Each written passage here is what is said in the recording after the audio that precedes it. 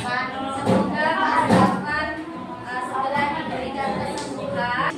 Hari ini kita akan belajar lagi masih di bab 8, yaitu tentang bumiku sayang, bumiku malang. Anak-anak tahu nggak kenapa kok judulnya kayak gitu ya? Sayang. Iya betul. Bumi itu adalah kesayangan kita. Tadi disampaikan Mas Jaris bahwa bumi ini tempat kita tersayang, maka disebut sebagai ibu pertiwi. Ibu kita sayang pada ibu kita.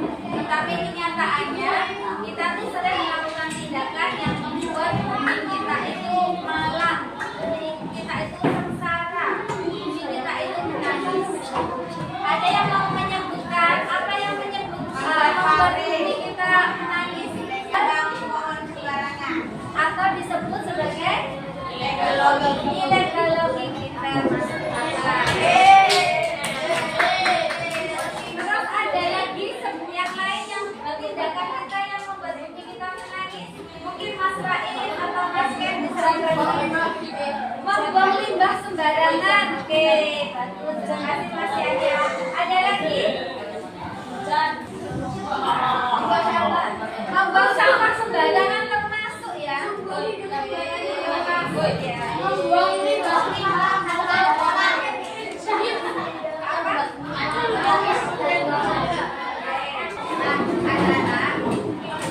ada banyak hal yang terjadi hingga membuat bumi kita itu tidak subur lagi.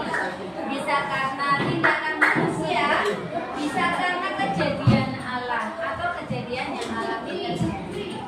Nah, ini adalah salah satu contoh bentuk kejadian alam yang membuat bumi kita itu kering kerontang. Yang ini disebabkan secara alami. Nah, kita sebagai manusia dengan hal seperti ini kan pasti akan memikirkan sesuatu ya. Benar nggak? Kita pasti akan berpikir gimana cara mengatasi kejadian ini. Seperti yang terjadi di Ethiopia. Bukan hanya ini saja, sepertiga penduduk di negara ini hidup tanpa air bersih. Puluhan juta masyarakat Ethiopia masih menggunakan air minum yang sudah terkontaminasi.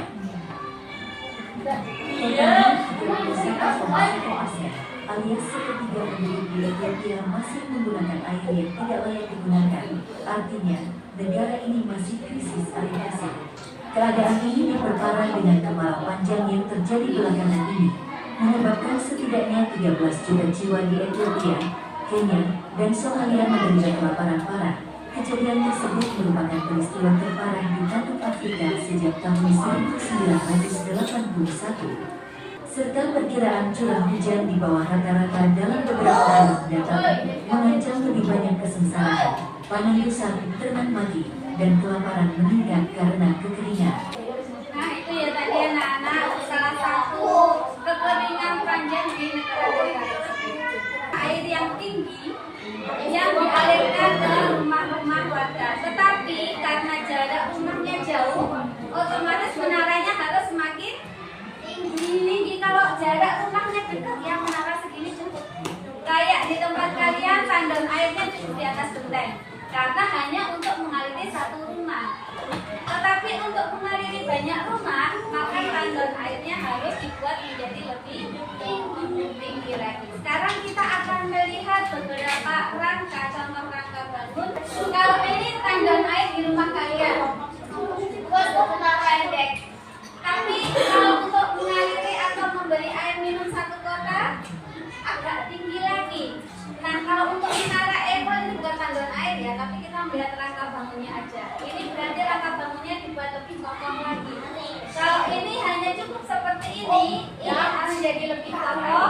Ini lebih kokoh lagi, itu juga tower juga harus cukup kokoh.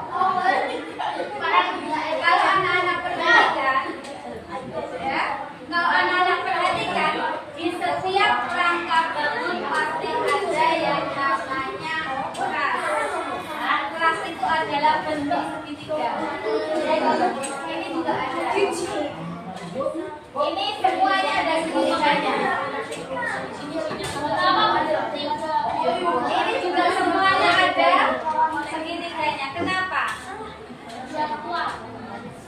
Ya, karena segitiga adalah salah satu bentuk bangun datar yang sangat kokoh atau solid. Kita hari ini adalah akan membuat menara air. Tentunya yang tertinggi dan yang terkuat nanti akan kita uji dengan menggunakan air ini. Jadi kalau menaranya cukup tinggi dan kuat, maka dia lolos uji ya. Anak-anak, kelompoknya sama dengan kemarin ya. Nanti silakan anak-anak membuat praktikannya. Kita punya beberapa macam bangun datar, contohnya tadi segitiga, yang oleh para ahli diyakini sebagai bangunan yang paling solid. Nah, kita akan mencoba melihat beberapa menara.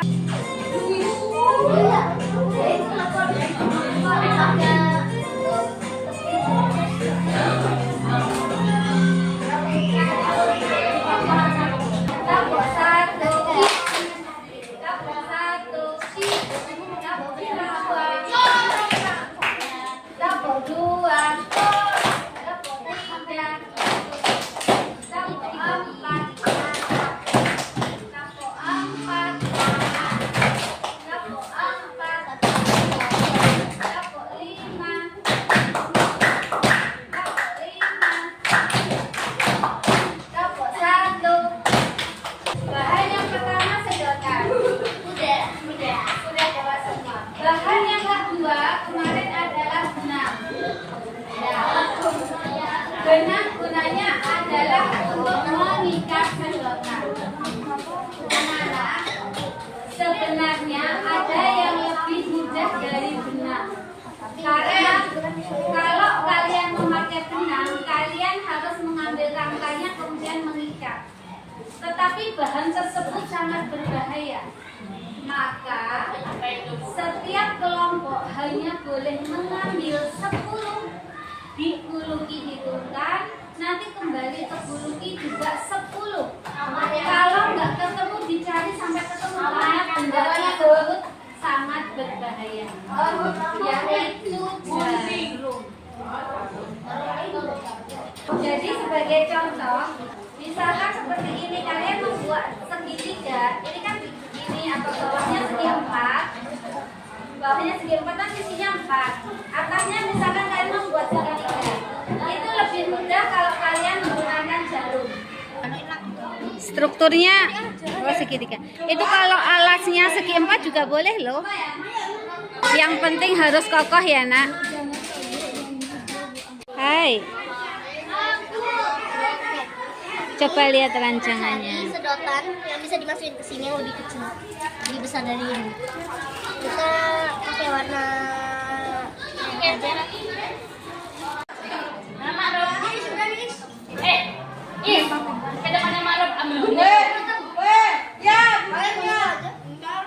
Gambarnya mana gambarnya? Blueprintnya mana Mas Raza? Nggak ada blueprint. Oh, nggak usah pakai blueprint. Kalian bikin tiangnya dulu ya, Iya, bikin samping-sampingnya nanti di baru dipasang ya. Ya bagus. pakai Oh ini dalamnya didobel sama apa Mbak? sama sedotan lainnya. Sama sedotan yang kecil-kecil nih ya, Iya. biar kuat ya. Wah, Masya Allah. Idenya siapa nih Mbak? Mbak Adeva. Yang nempel.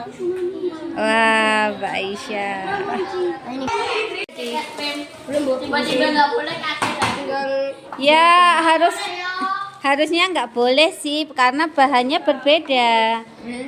Nanti tingkat kekuatannya beda soalnya. Apa? kita nggak ada persediaan kan Bu. Nggak usah pakai lem, bulunya juga nggak pakai lem. Kan yang satunya kan. Ayo kita buat apanya? Ini yang satunya. Masih namanya batang. Iya kan perlu benang dulu kak. Itu benang domba itu. Iya benang domba. Terus kalau udah kayak gini gimana kon? Kamu potong. As kan. Awas ada. Ambilin gunting. Jangan potong. Eva di video. Gak gitu deh, bukan aku. Ibu yang pesuk. Kondisinya bagus tuh. Pindah. Tidak yakin. Nanti namanya jadi. Coba di anu aja, ditidurin. Enggak gini. Coba ditidurin, ini tidur.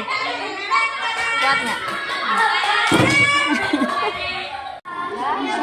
Ditidurin boleh Mas, ditidurin. Atau dikasih kertas dulu. Ye, lolos uji Mas Rino jadi. Ye, alhamdulillah. Gimana Mbak bikinnya ini? Macam-macam dimasukin di gambar-gambar. Oh, yang menurut Mbak Adeva bikin kuat apa? Ada apanya? Oh, ada kardusnya. Wow, keren. Tingginya berapa itu ya? Belum itu. Oh ya, kayaknya 60 cm ada ya. Oke, makasih ya Mbak ya. Dengan beban yang lebih banyak. Nih, beban yang lebih banyak dia bisa. Coba tidurin. Bisa. Ya kamu pegangin, dilepas pegangannya. Kalau dilepas pegangannya kuat. Coba lepas.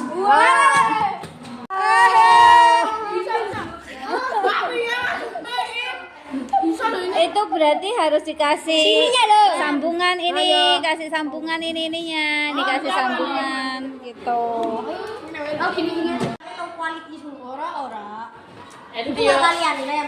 Ini adalah menara paling jauh. Sekarang silahkan diuji, diangkat.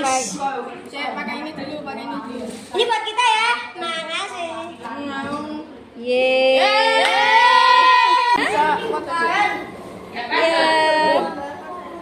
Wow. Saluran airnya juga ternyata cuma Menara airnya aja. Mas rasa di sini biar kelihatan. Yeay, alhamdulillah. Makasih. Baik anak-anak, alhamdulillahirrahmanirrahim. Tadi kita sudah belajar bersama tentang mengatasi kekeringan dengan cara membuat menara air yang tinggi. Harapannya nanti ilmu ini dapat kalian aplikasikan di ya,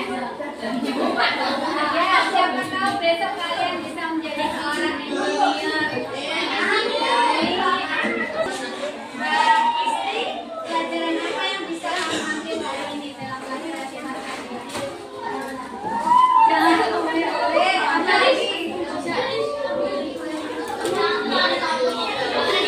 Jangan